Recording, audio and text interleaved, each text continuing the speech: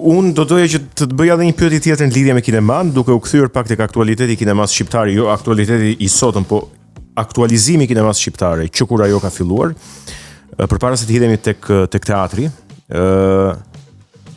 Kinemaja shqiptare, duke nisur që nga kinemaja mund të jetë pak e gjerë kjo, si pyetje, po unë do doja një përgjigje sa të mundesh ti sintetike, në mundësitë tua, po them. Kinemaja shqiptare që prej realizmit socialiste deri në ditët e sotme, në vlerësimin tënd, çfarë ka treguar, çfarë tregon, për kë shqiptar flet? Flet për punëtorin, për fshatarin, për emigrantin, për politikanin, për kriminelin, për nxënësin, nuk e di, dhe për çfarë do duhet të flas, pra çfarë do duhet të shohim, ndryshe nga çfarë shohim dhe kemi parë. Tani, natyrisht shkurtën, do të them, s'kam sa të bëjmë, po kemi dy fazat kinemas, përgjithsisht para dhe pas rënies regjimit. Kinemaja para rënies regjimit e kishte dogmën të qartë. Pra regjizori lëvizte brenda dogmës. Brenda dogmës e punonte si regjizor, si kameraman, si skenarist, si muzikë, si aktrim, i punonte ato. Pra në atë zonë që kishin vënë, ai luante lirit e veta. Okay. Dhe pati filma të mirë, siç pati filma të mirë të një propagande të fëlliqur. Ka filma të realizuar mirë të një propagande të ndyrë.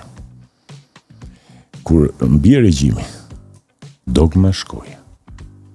Pesha bie e tëra mbi regjizorin. Dhe këtu ne nuk di më si të sillim me filmin. Se kemi liri. Okay. Të kesh liri duhet të kesh kulturë të paparë. Do të thënë, luaja me atë kulturë që kisha dhe mund të ushtroja pak kulturë që kisha në dogmën shumë të ngushtë, kështu që kultura ime ishte tepër përballë dogmës. Po, se ishte dhoma shumë e ngushtë aty. Po kur tani dogmës ka, kultura ime shumë e ngushtë përballë horizontit. Dhe çfarë bën kinemaja shqiptare? Krijon personazhe, do t'japi personazhe të mëdhenj. Do t'japi plane të gjerë. Do të japi subjekte të rënditës dhe shpesh ajo kinema që është dashuruar shumë e adhuruar në Shqipëri ka qenë kinemaja e krizave të mëdha.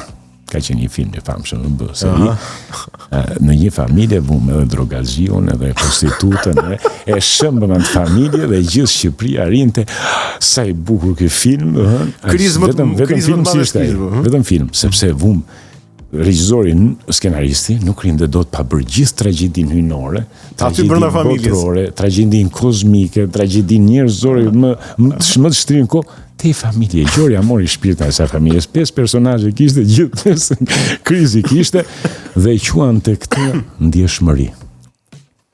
Kjo është, të më thënë, ta sabotosh ndjeshmërinë e tjetrit me patetik. Dhe kur ti fut patetikën në rol, ti e krijon, në fakt krijon vetëm kushtet për anestezimin total në njeriut. Njeriu po ja dhe vërtet potencën e patosit. Ati si punon më ndjenja, është një sus që tërheq për te koeficientit të elasticitetit, nuk kthehet më susta në vend.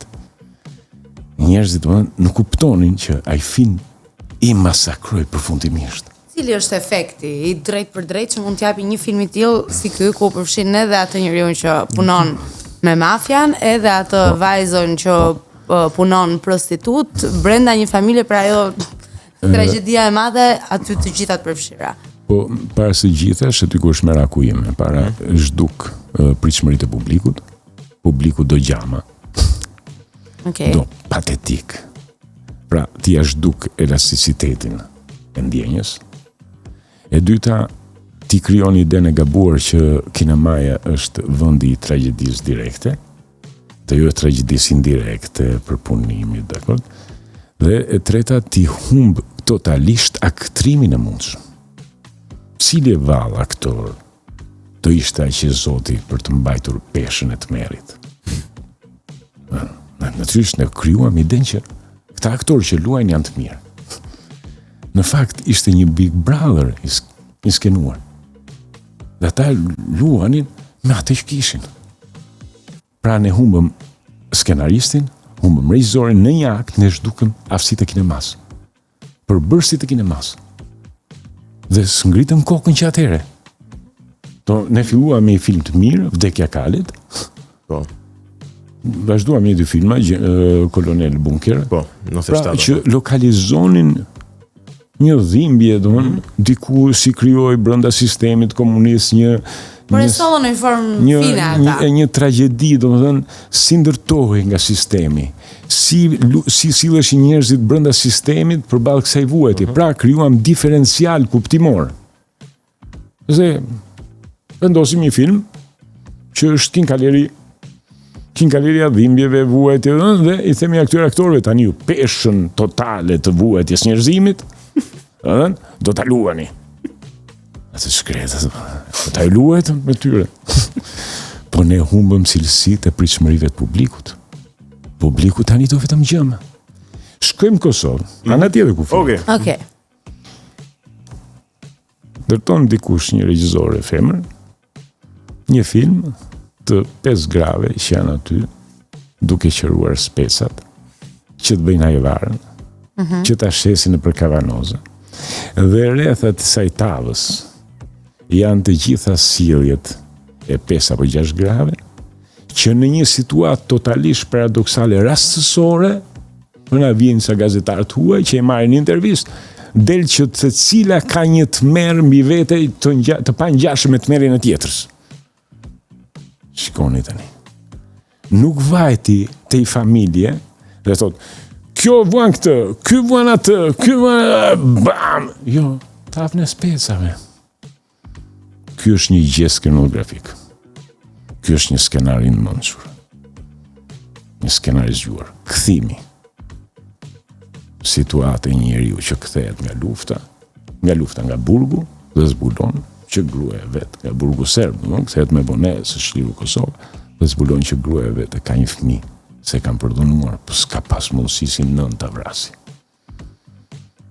Pra kthehet nga burgu serb dhe gjen fëmijën e serbi, se është në një gruan e vet që është kthyer në burgun e fëmijës vet. Situatë. Ku e ka kjo pasurinë se kjo tragjedi, dakord? Vetëm të ndriçimit dhe kamera. Në fund fare është një nga kamerat më të bukura për mua në kineman botërore. Se si e ka veshur kameramani pas personazhit që shoh në skenën e erët rrugës Prishtinës. Ka bërë një velonate. E ti e gjen tamam analogonin hapësinor klimatik të çfarë ka një shpirt. Një publik që shek të skenë nuk kupton që di tashmë diçka më shumë dhe më hollë. Shu edukon kinemaja. Shu ajo që po thosha për poemën. Kur unë e edukoj me poem, i riz gamën kuptimore dhe ndjesore fëmijës. Ne i themi, mësoj përmendjes, ma thuaj pak përmendjes. Asnjë gjë nuk ka ndjerë. Vetëm e vuan letërsinë si peshë e dhunës. Në vend domethënë që ai ta shijoj, të ndjej, të krijoj. Më duket se të kam thënë një herë një moment. Ne ecim me blloqe ndihmore. Po. Ka ngelur një skenë e filmave komunist, nuk ka rëndësi, ndriçim Zepa është buz një rokeje, në cilin ka dhe gur. Po. Dakord. Edhe unë sa po dëgjoj një rokeje, më del bloku ndihmor, sepse është realizuar kaq mirë nga kamera, sa në fakt njeriu nuk sheh më direkt. Sheh me bloqe ndihmor. Pra, në rastin më të mirë. Në këtë rast sheh me dëgjim. Ti sapo dëgjon atë? Dëgjoj zhurmë pa lidhje. Kujtohet. Prandaj është frazë imazh te Rancieri. Rancieri flet frazë imazh. Një frazë më çon te një imazh, një imazh më çon një frazë dhe nuk e di cili drejton kë. Cilin imazhi frazën, a fraza imazhin. Okej. Dhe aty kam thënë, po proji me rëkeja. Rëkeja me gurët, kur më shkriuar kaq e fuqishme, sa këtë skenë ma veçoj nga tjerat. Në vargjet e Tanushës. Po. Dakor, kur shpjegimi i bukurisë Tanushës, që kemi te eposi. Është nëse unë skatrohem tani, vetulla e saj drejt si Biskaja, shtegu i ballit si shtegu malit, kur me hana me prandu dham të barë si gusht e lumit, film bas shiut, kush ndri djeli. Tani njeriu kur ti e thuin fëmijë, dham të barë si gusht e lumit, film bas shiut, kush ndri djeli, ti ke dhe një pejzazh. Me fjalë. Shtegu I ballit si shtegu malit kur merr hana me prandu. Plus ma ka thënë asnjë mësues letërsie. Për çfarë kam pas mësues në letërsisë? Për çfarë kam them, mjeda, e me erë na veshet sforshnjës kur I qeshet nana kumbjeta për kulet. Çfarë gjue. Çfarë skenë dhe çfarë dashuri hynore ka I nën. E me erë na qeshet sforshnjës kur I qeshet nana kumbjeta për kulet.